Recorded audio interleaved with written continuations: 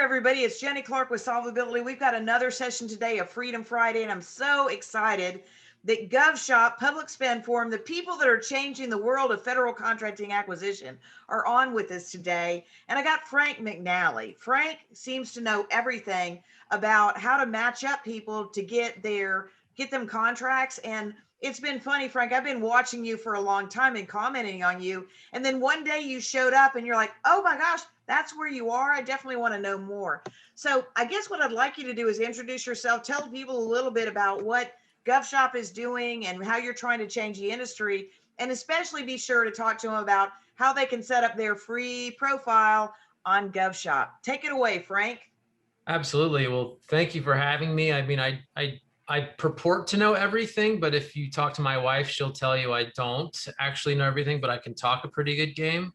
I do know a fair amount about government contracting. I'm a former government contracting officer, so I have experience building the solicitations and the roadblocks and the friction points that our friends on the private sector side have to struggle with when they're pursuing government contracts. I also had an opportunity to work on the private side with a consulting firm.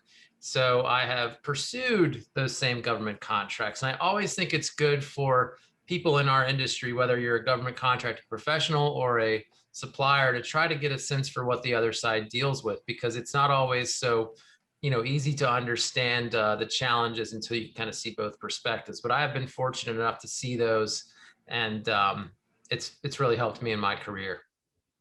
Well, Frank, what you're talking about is so important because it's like a maze. And people say, well, I'm going to sell something to the government. I'm like, nope, nope, nope. You do not sell to the government. You find a way to back into their requirements. People are always talking to me about why they think they can sell something to the government. They'll say, well, I met this army guy in Germany. I showed him my gadget. He loved it. He loved it. What do you say to that, Frank? I mean, if only it were that easy. There are a lot of false starts that you're going to experience, and it's emotional. It can be a challenge. You're right. The government, you don't really sell things to the government. You can maybe find a way to shape a requirement or to encourage contracting professionals or program folks to consider what it is that you offer. So it's really important that you understand your unique selling proposition, what makes you different, what gives you an unfair competitive advantage. But ultimately, then you got to find the opportunity. I've seen people create opportunities out of the blue, but those are typically only done by companies that have a really well entrenched practice area with solid past performance or a vehicle that they can access. So to get that first government contract, it is a matter of being in the right place at the right time, but having done your homework, which is something you and I have talked about before. So, the window of opportunity opens for people that have their bags packed already. And that's a really big and important thing for folks to understand.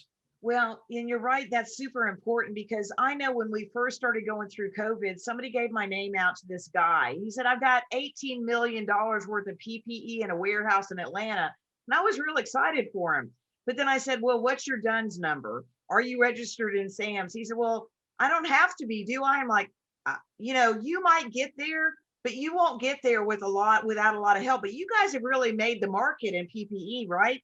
And that's been a big benefit for companies and the agencies. You're absolutely right. We went, I mean, about this time last year, as a matter of fact, our world was changing and everything was unknown and a little bit crazy, very crazy actually. But we at GovShop had the opportunity to support an Army Joint Acquisition Task Force to go out and identify every COVID manufacturer, PPE manufacturer in the United States and abroad, so that we could help in the response. And we were very fortunate to have that opportunity. We were very fortunate to have had GovShop as developed as it was, because here was an opportunity for us. We've been building this market research database. Really, GovShop is kind of a Google for finding government contractors. And it was an incredible experience of really having to eat your own dog food, which I think is very important for software and solution developers. If you can't use your solution to solve the problems that you purport to solve, then you're not really doing your job. GovShop helped us complete that effort for the Army Task Force. And within a few weeks, we had identified about 10,000 PPE providers that suddenly agencies in the federal, state, and local sectors were able to order from as we were dealing with this emergent crisis.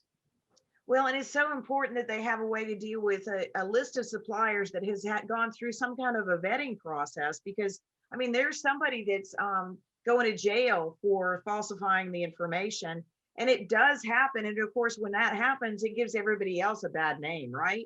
Absolutely. And that was a process that we took. We recognized that this was going to be an opportunity for companies to maybe take advantage of the emergency funding or just the general sort of happenstance nature of this. So we did, vet and validate profiles. But again, we used GovShop for that. I mean, if we were just using a tool like Google, it would have been impossible to identify, that many companies that quickly that also had an interest in potentially government registration to make those sales.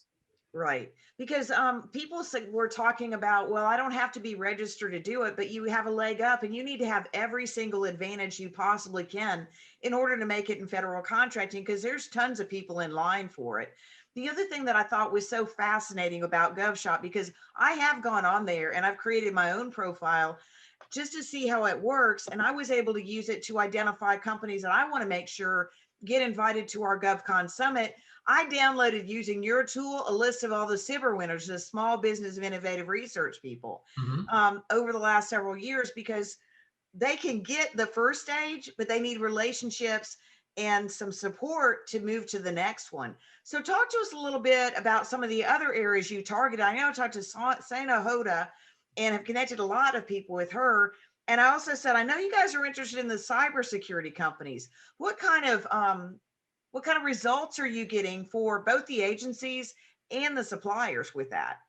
Well, that's a great question. So one thing that you said that stands out is that you really need to have all of your bases covered. If you want to win government contracts, every single channel that's available to you, it's important that you be present there, because you just don't know when the opportunity is going to knock. And if you don't have a channel, or if you don't have a feedback loop, you might miss some chances. And so GovShop gives you a chance to, as a company, come in and create a free government specific profile that we index and basically make findable. So if a government contracting professional is doing market research, whether they're within GovShop or not, your profile will rank for government contracting.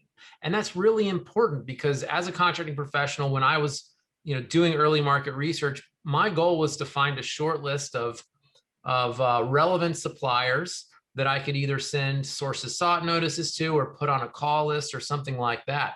And that was really difficult to do.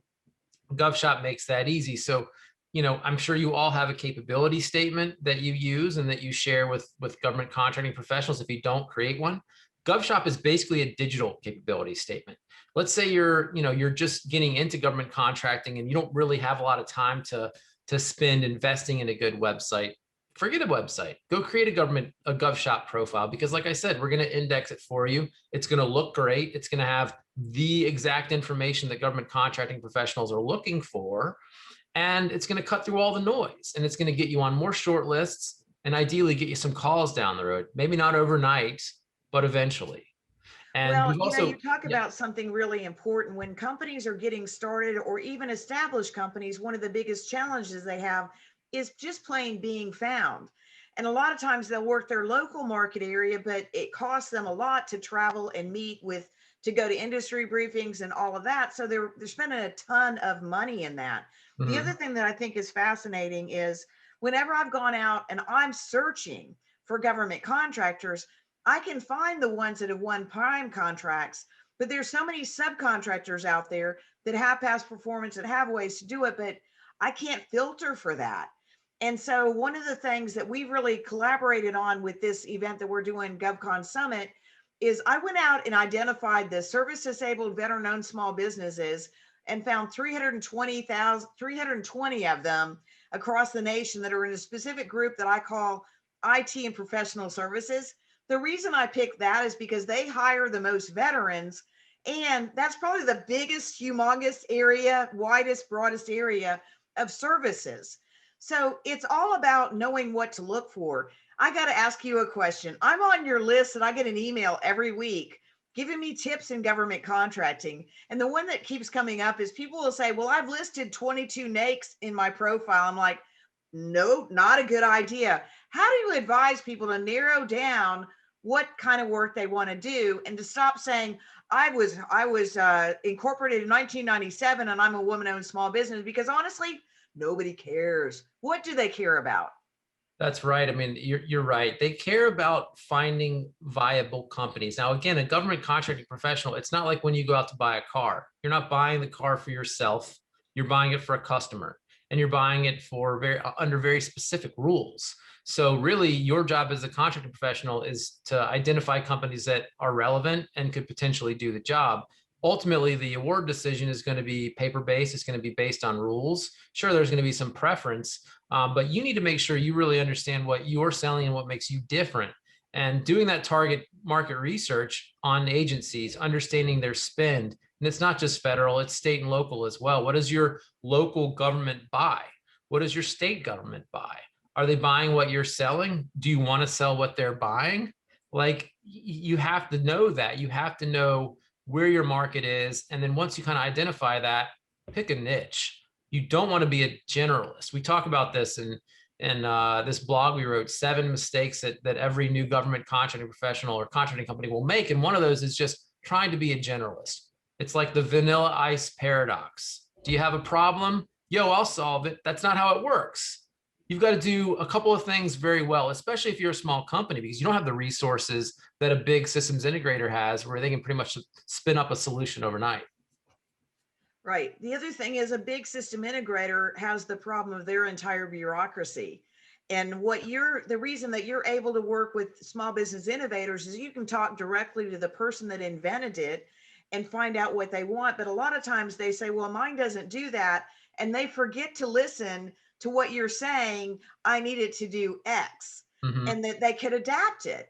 But I think it's so important what you're talking about. We've got this book, Game Changers, that we did last year, and it gives all kinds of tips on that, because you really have to learn how to do government contracting to be successful in this field. And people say, well, you should just write a book on it. Well, Russ and I did write a book on it. Russ, do you have the book handy? I guess Ray has the copy of the book. It's called Becoming a GovCon Expert: How to Accelerate Your Success in Government Contracting. And really what GovCon Summit is all about is bringing together primes and agencies and advocates, subject matter experts like yourself. Tell us what kind of impact what are you hearing from your government customers about how they're getting results from your GovShop that they couldn't get before? How is it helping streamline their process?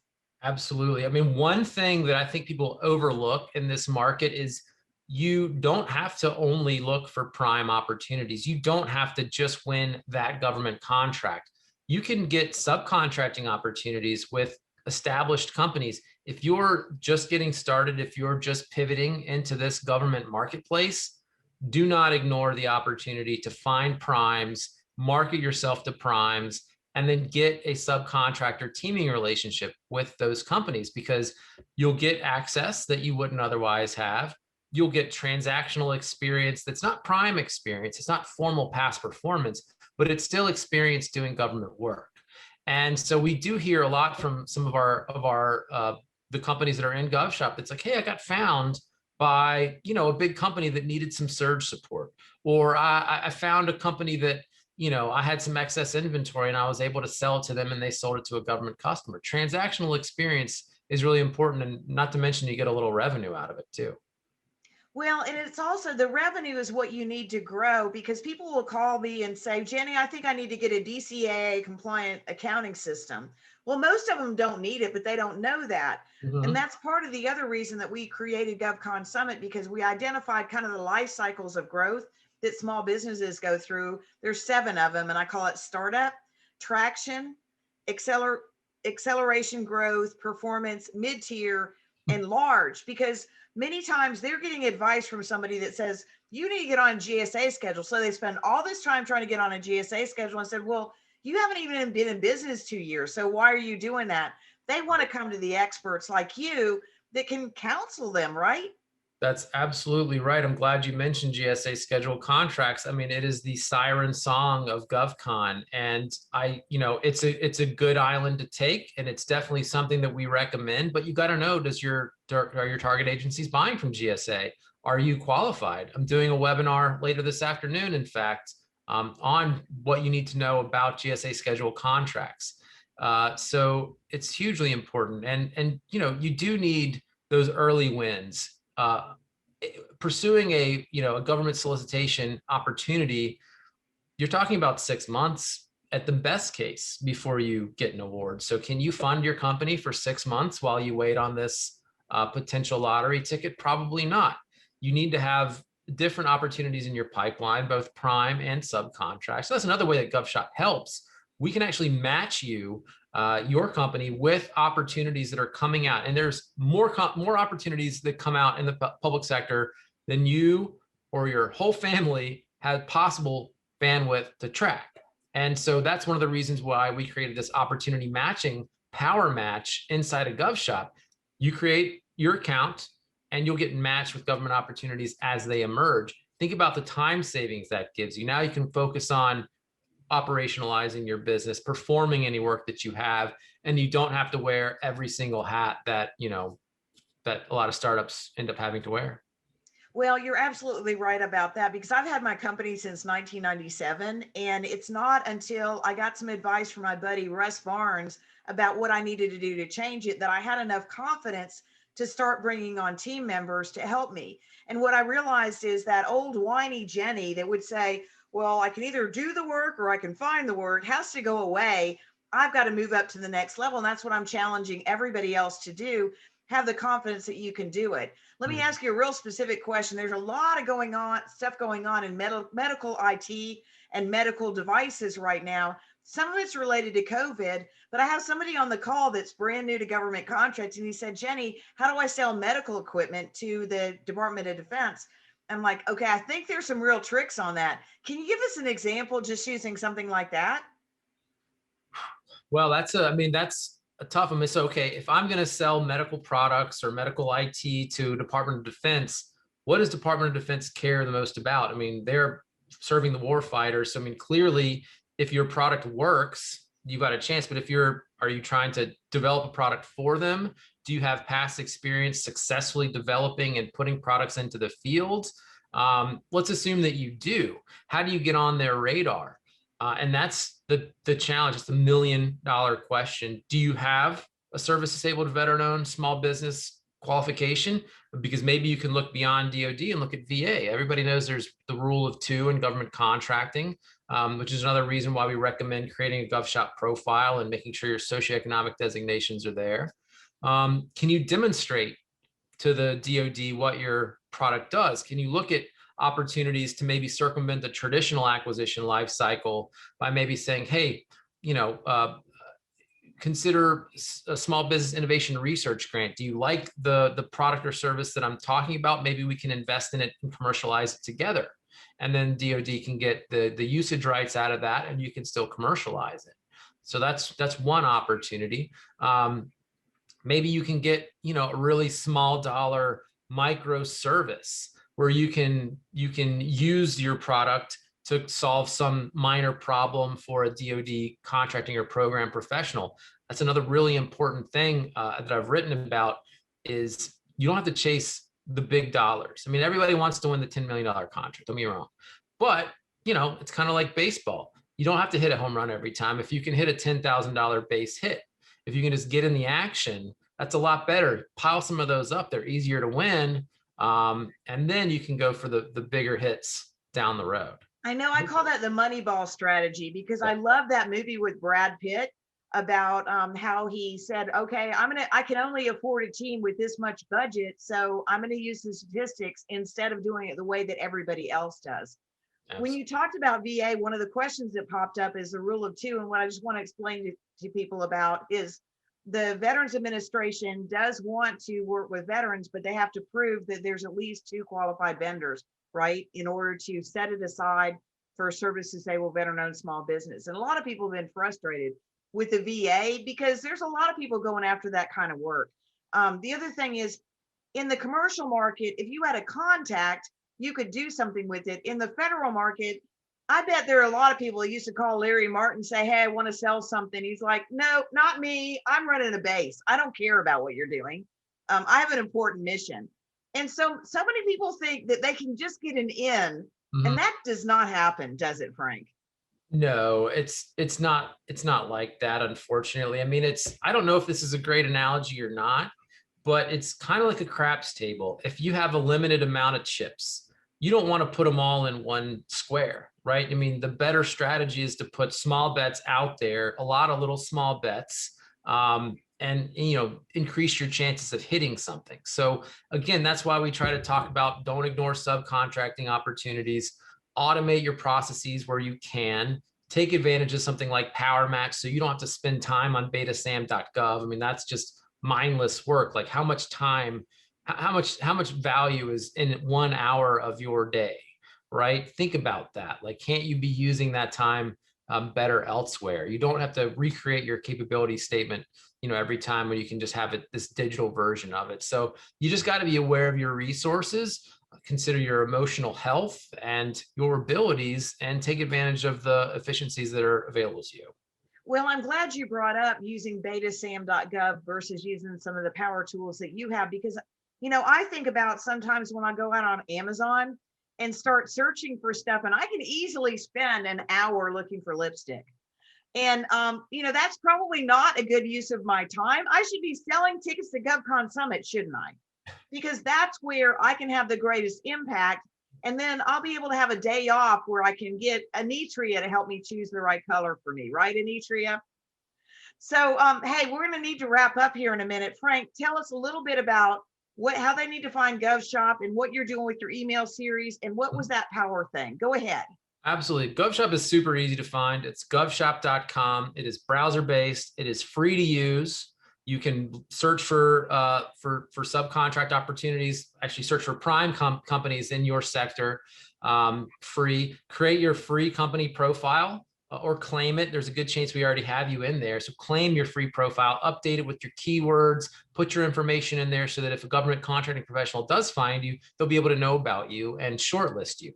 The Power Match is available by subscription, but it is very competitively priced right now. And you can get that at govshop.com as well. If you create your free supplier account, we will reach out to you and proactively tell you about the benefits of our GovShop Power Match program. Well, I think that's a great benefit. And, this all goes back to when Ben McMartin reached out to him. Turned out he was coming to Clearwater. We ended up going out for Mexican food in Dunedin. And that's how this relationship started. This is how all of these relationships get created. And I feel so glad to have Public Spend Forum, GovShop, Frank, you, and all the other people as part of the partners that are helping me put together GovCon Summit. So if people want to sign up, just go to solvability.com/GovCon Summit. People say I'm crazy because I've got it going from April 20th to April 28th. I've got over 40 sessions. I know that I'm the only one that's going to go to all sessions. But the other part about it is I wanted to create a place where people could find answers and get connected and be part of the community. So I'm really looking forward to hosting it again this year, and just have people go to solvability.com, GovCon Summit. Thanks everybody for being on. And Frank, thanks so much for being on with us today. Yeah, it's my pleasure. I know you're trying to wrap up. Can I drop the link to our email boot camp in your chat here? Because we do offer some great resources that I think folks would want to be aware of. So here they come. Absolutely. And we'll share that with everybody. And the other thing people can always do is connect with me, and I'll forward to it. But we'll be putting this out on YouTube and some other places, and look forward to collaborating some more with you, Frank. Thank you so much for having me, Jenny. This was fun.